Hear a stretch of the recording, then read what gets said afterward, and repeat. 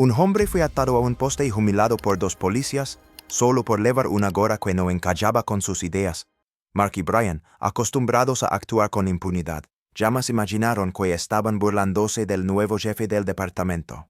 Charles Martin no respondió con gritos. Respondió con acciones que desarmaron por completo el sistema desde dentro.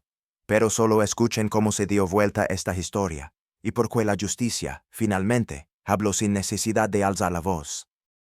Era mediodía en las afueras de Mesa, Arizona. El calor apretaba y el asfalto parecía derretirse bajo las suelas. La calle estaba casi vacía, salvo por el ruido lejano de un bus escolar y el zumbido constante de un transformador eléctrico colgado en lo alto.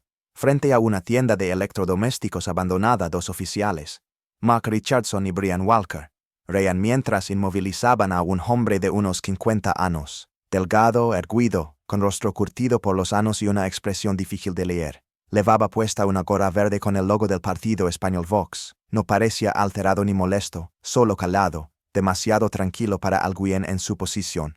«Mira lo que cazamos hoy, un facha perdido en el desierto», dijo Mark entre risas, sacando el celular.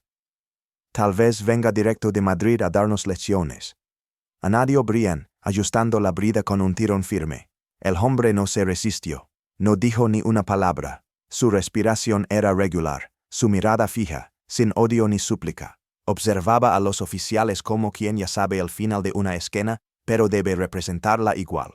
Mark se agachó para encuadrar la imagen desde abajo, grabando al hombre sujeto al poste oxidado, con la gorra inclinada hacia adelante, proyectando sombras sobre unos ojos imperturbables. «Dilo con orgullo, amigo. Dinos por qué estás aquí», provocó Brian. Silencio. El calor hacía que los teléfonos se recalentaran. A lo lejos se escuchó la risa de unos niños. Un adolescente en bicicleta frenó al ver la escena. Era hispano, no tendría más de 14 años. Se quedó unos segundos mirando con el ceño fruncido. Luego sacó su celular, hizo zoom al rostro del hombre. Algo en esa cara le resultaba familiar. Abrió Google, buscó con nerviosismo. Charles Martin, Mesa, Arizona. Y ahí estaba, primera entrada. Charles H. Martin, nombrado nuevo jefe interino del Departamento de Policía de Mesa. Mismo rostro, misma mandíbula marcada, misma gorra incluso. La noticia era de apenas 3 días antes. El chico palideció, miró a los policías, miró al hombre, retrocedió sin decir nada y se alejó en su bici, pero ya estaba escribiendo. Los oficiales seguían sin enterarse. Para ellos era solo otro momento de diversión. Algo para compartir en el grupo de WhatsApp con otros compañeros. Entre memes y mensajes codificados, no sabían que lo que estaban grabando no era un chiste, era su sentencia, y el hombre, aún sujeto, seguía observándolos. Sabía que el reloj ya había empezado a correr, y que cada segundo los acercaba más a una verdad que ellos no estaban listos para enfrentar. Nadie lo sabía todavía, nadie excepto él. Esa misma tarde, mientras el calor comenzaba a ceder y el cielo se teñía de naranja, alguien publicó el video en Twitter. El título era breve, pero contundente. Policías atan a un desconocido con gorra de Vox sin saber quién es. En menos de una hora, ya circulaban versiones editadas, montajes con música dramática y comparaciones con casos anteriores. El algoritmo no tardó en hackear su trabajo. Lo que empezó como una grabación interna, terminó en manos de miles. Y luego milones. Los primeros en reaccionar fueron medios digitales latinos y locales, luego canales de noticias nacionales. En cuestión de horas, los titulares eran unánimes. Oficiales humilan públicamente al nuevo jefe de policía sin reconocerlo. La justicia atada a un poste. Quien vigila a los que vigilan. Pero más allá del escándalo, lo que estalló fue una emoción latente, la indignación acumulada. Charles Martin no era una figura cualquiera. Había trabajado en operaciones de inteligencia durante más de 20 años, muchos de ellos en zonas delicadas, donde la tensión era la norma.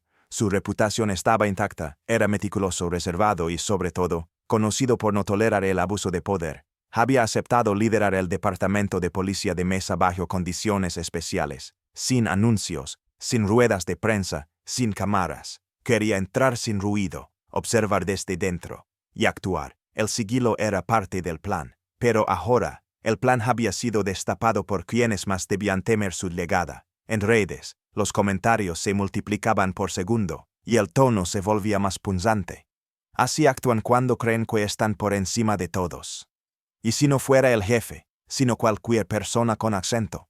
Esto no fue un error, fue una muestra de lo que pasa en silencio.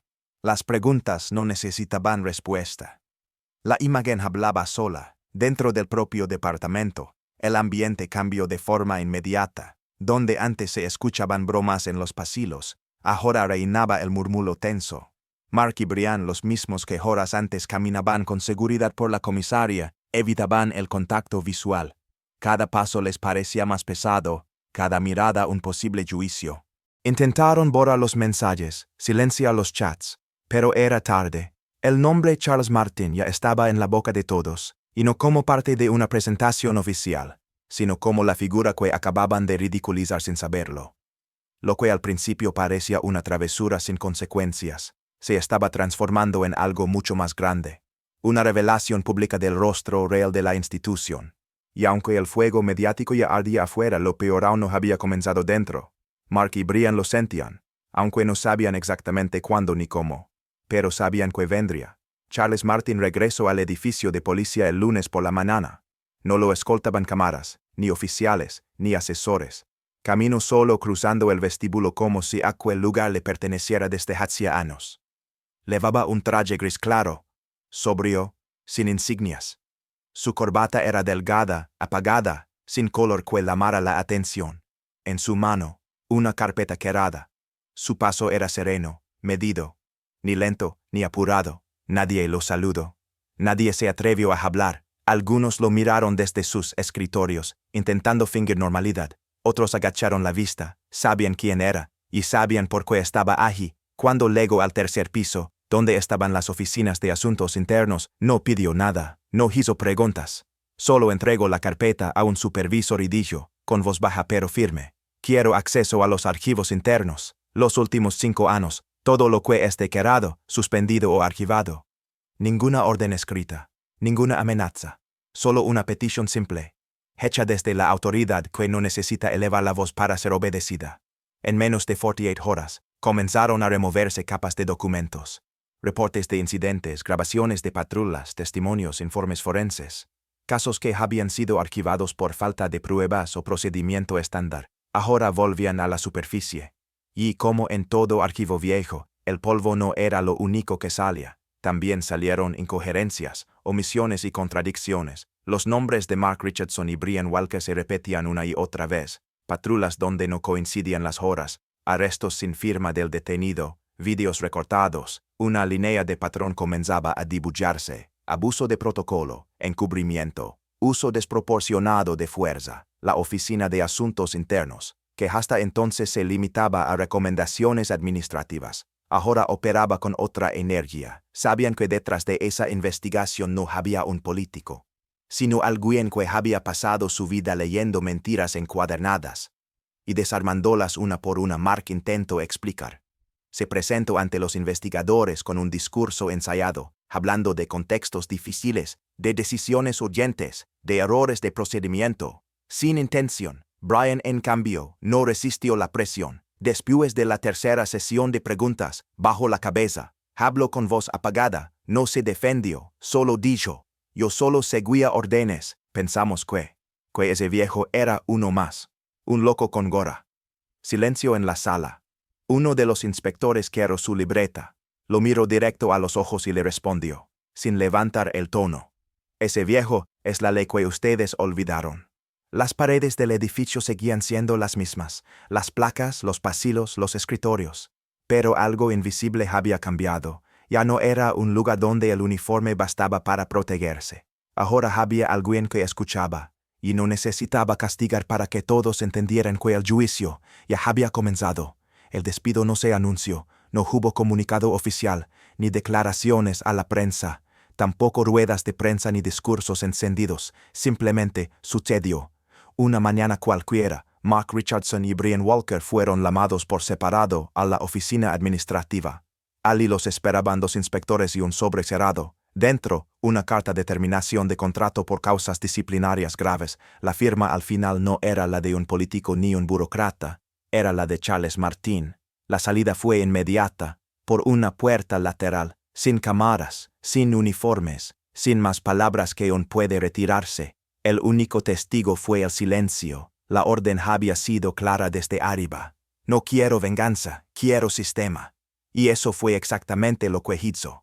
No busco castigos ejemplares ni titulares. Lo que Charles Martin reconstruía no era una imagen, era una estructura rota desde adentro. En los barrios de Mesa, la noticia no tardó en llegar. Pero lo que sorprendió no fue el castigo, sino la forma. En los centros vecinales, las panaderías, los pequeños estudios de radio comunitaria, se repetía la misma idea. No hizo ruido, hizo justicia. Alguien que no solo habla, sino actúa. No prometió cambios, los hizo. En especial dentro de la comunidad latina. Largamente ignorada por las autoridades. La reacción fue de alivio, pero también de respeto. Por fin alguien que no necesitaba ser aplaudido para hacer lo correcto. Charles Martin no aceptó entrevistas, no escribió artículos ni participó en paneles de televisión. Su nombre circulaba, pero él no. Mientras afuera la historia se viralizaba como símbolo de autoridad sin arrogancia. Dentro del departamento la transformación era meticulosa. Se reescribió el protocolo de detención. Se eliminaron incentivos internos para cumplimientos por cantidad. Se instaló un canal anónimo de denuncias contra abusos internos. Se obligó a todos los oficiales, de cualquier rango, a asistir a talleres intensivos sobre derechos civiles y uso legítimo de la fuerza. Una frase apareció discretamente en el manual operativo actualizado. El uniforme no otorga razón, la razón se gana cada día con la conducta. Mark Richardson ahora trabaja como guardia de seguridad en un centro comercial al sur de Mesa. Cambió el uniforme azul por una camisa gris y una placa sin rango. Ya no lleva radio policial, solo un walkie-talkie con alcance limitado. Pasa las tardes caminando por los pasillos brillantes, revisando pasillos de tiendas vacías y evitando que los niños corran demasiado. A veces la gente lo reconoce, no por su nombre, sino por el video. Ese video, el de aquel hombre con la gorra, el poste, la risa. Las miradas que recibe no son violentas, pero sí pesadas. No dicen nada, pero lo dicen todo. Sabemos quién fuiste. No hay insultos, no hay confrontaciones, solo distancia. Brian Walker, en cambio, casi no sale de casa. Vive con su madre en un pequeño barrio residencial, rodeado de rutinas apagadas. No encontró trabajo desde su despido. Envió currículums, intentó cambiar de ciudad, pero en cada entrevista algo se interponía. Un silencio al final de la llamada. Lo llamaremos. Nunca llamaban. Lo más difícil no es la espera. Es el miedo constante a que algún día suene el timbre y sea una notificación judicial, porque los casos reabiertos siguen su curso, y él sabe que, esta vez, no habrá archivos olvidados. A veces cuando Mark O'Brien cruzan la ciudad, lo ven, a Charles Martin, sin escoltas, sin prensa, sin aparato, solo, caminando entre la gente como uno más. Lo han visto detenerse a saludar a niños, ayudar a una señora a levantar su compra, sentarse en silencio a tomar café en la misma esquina donde todo comenzó. Ese poste sigue allí oxidado, sin placa, sin memoria oficial, pero ellos sí recuerdan, y Charles si los ve no les devuelve la mirada, no por desprecio, sino porque ya no hay nada que decir, porque el verdadero castigo no vino con un despido, ni con una denuncia. Vino con el vacío, con la caída silenciosa de un poder mal usado. Mesa cambió, no de un día para otro, no con discursos ni pancartas, cambió porque alguien, en silencio, puso un límite, y ese límite sigue allí, invisible pero firme. La ciudad no volvió a ser perfecta, pero desde entonces el miedo cambió de lugar, ya no está en los ciudadanos, está en quienes alguna vez creyeron que la autoridad era un escudo.